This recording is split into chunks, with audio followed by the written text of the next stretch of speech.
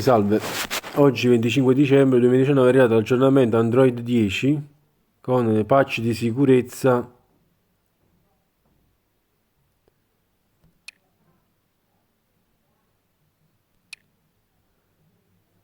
Vedete, per OnePlus 6. Se andiamo nelle impostazioni, il menu è rimasto pressoché identico, un po' cambiata la disposizione. Wi-Fi, internet è rimasto pressoché identico. Qui c'è l'utilizzo dati, sim rete, modalità aereo, Bluetooth la stessa cosa. Anche qui c'è il pulsante Chromebook se avete un Chromebook a cui collegare il telefono. Poi c'è il display, qui anche qui luminosità adattiva, si può scegliere il livello di luminosità, la calibrazione schermo, vedete vivido, naturale o avanzato, le app da visualizzare a schermo intero, qui vi apre tutte le app. Poi c'è la modalità notturna, questa è una novità, il video enhancer, vedete migliora il colore durante la riproduzione dei video. Poi c'è lo schermo ambient, al sollevamento, c'è attivi display quando sollevate il telefono. Qui vedete potete accedere alle informazioni contestuali, cioè mostrare le informazioni sulla musica e il prossimo evento, che può essere attivato o disattivato, mostrare i messaggi. Vedete, potete invece un messaggio personalizzato e le nuove notifiche quando si attiva lo schermo, recezione notifiche. Poi qui c'è la dimensione del carattere, potete scegliere la rotazione automatica, salva schermo. Qui praticamente vedete che potete personalizzare, potete scegliere l'orologio digitale analogico, la modalità notte, il display molto scuro per le stanze buie. E poi qui quando avviare il salvaschermo durante la ricarica, quando inserito nel dock, durante la ricarica, e mai. Poi c'è nella personalizzazione, vedete qui un po' è cambiato, c'è il tema preimpostato, potete scegliere tinte vivaci, andiamo a modificare il tema, oppure luce di illuminazione oscuro sfumato.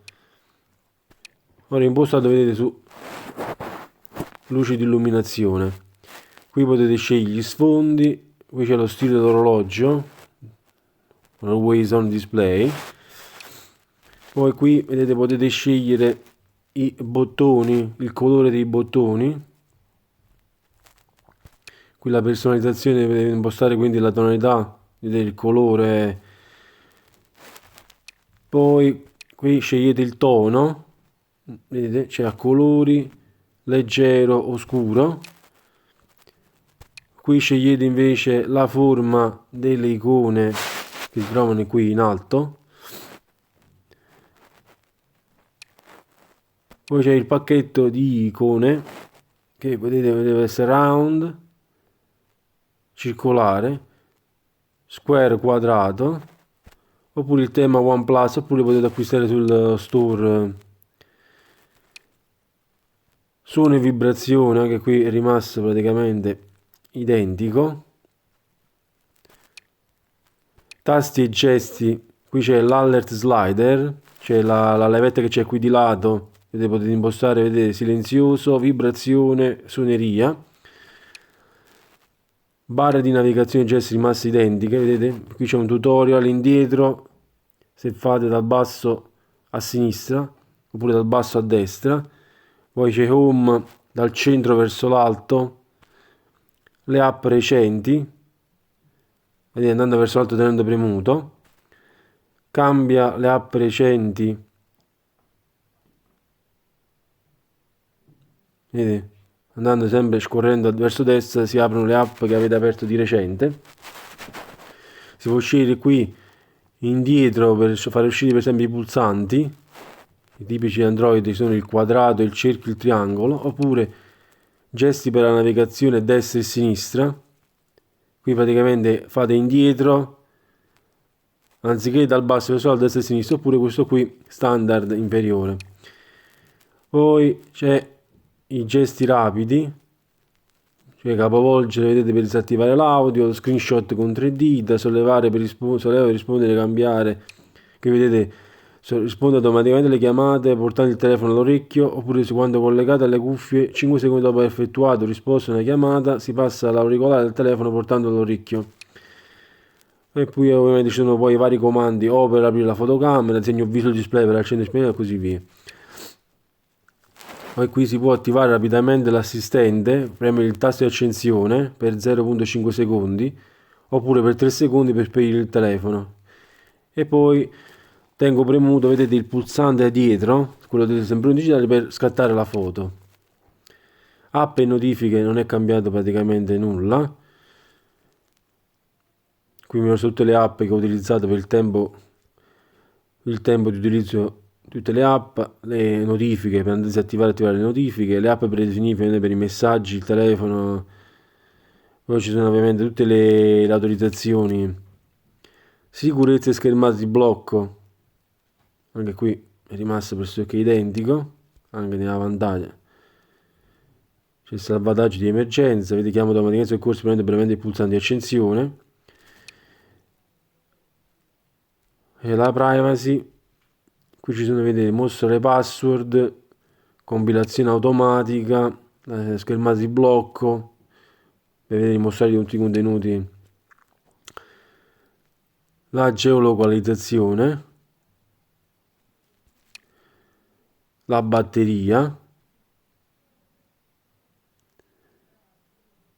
ovviamente qui c'è anche l'ottimizzazione della batteria, se volete andare a ottimizzare vedete le varie applicazioni.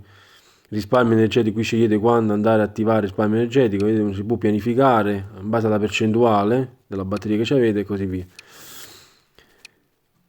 Poi vabbè, qui ci sono tutti gli account OnePlus oppure Google Drive, qui c'è il benessere digitale e il controllo genitori, quindi c'è tutte le app che avete utilizzato. Qui ci sono i servizi Google rimasti identico, l'utilità, qui ci sono le app locker, cioè le app parallele, quelle potete praticamente sdoppiare. L'app locker vabbè, per andare ovviamente a bloccare l'applicazione, l'accensione e spegnimento della modalità tasca, OnePlus Switch, questo è praticamente OnePlus Laboratory. Questa funzione di scorrimento considera regolare il grado di luminosità dello schermo cambiando la potenza e il circuito dello schermo. Una volta abilitata la funzione ridurrà lo sfarfallio dello schermo a bassa luminosità, ma ciò potrebbe comportare ovviamente anomalie. Questa è una nuova funzione. Poi risposta rapida in modalità paesaggio. Le uniche app supportate sono Instagram e WhatsApp. Quindi è possibile rispondere rapidamente quando si riceve un messaggio da WhatsApp o altre app di base, vedete? Basta cliccare sulla notifica, vedete qui fa vedere la simulazione e si può andare a rispondere senza entrare nell'applicazione. E poi vabbè, qui c'è il sistema, c'è tutto praticamente potenziamento RAM, aggiornamento del sistema, qui è rimasto pressoché identico.